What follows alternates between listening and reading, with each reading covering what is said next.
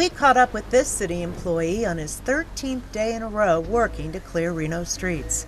When the snowstorm began on December 6th, the city's street maintenance staff began working 24/7. Clearing neighborhood streets is the rough part of the job.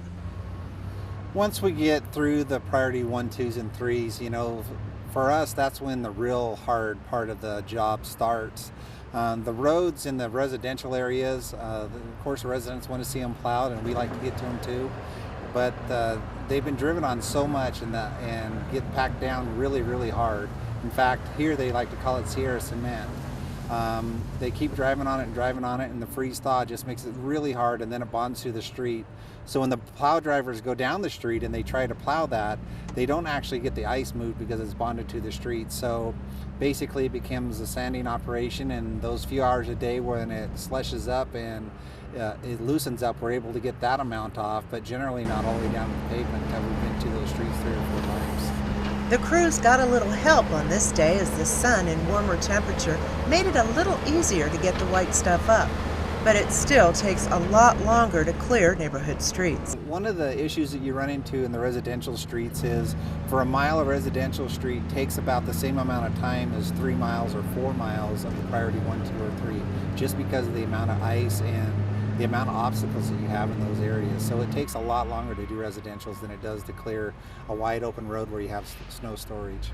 There are obstacles like cars parked on the street and the issue of where to put all the snow. But once the drivers get out there and try to plow in residentials, oftentimes you have on-street parking and there really isn't anywhere for the snow to go. So, and then of course we make berms. Anytime you have this much snow and you're going to go down the street and plow, there's going to be berming.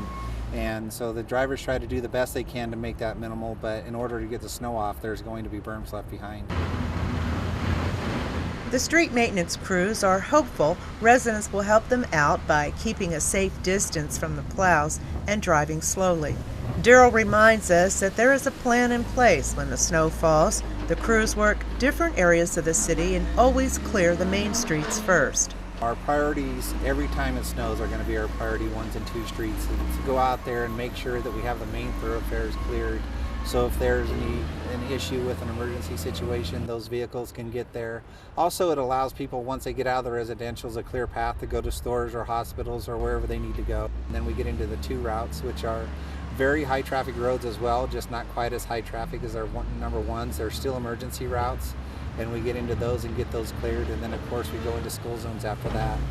So that's how it's going to be each storm. And another thing is, if it does snow and we clear the priority 1 streets and it turns around and snows again the next day or 2, we're going to go back into priority 1 streets and clear them again, because we have to keep those open. In December of 2009, the crews had to work around several inches of snow that fell during 2 different storms, cold temperatures, freezing fog, and ice.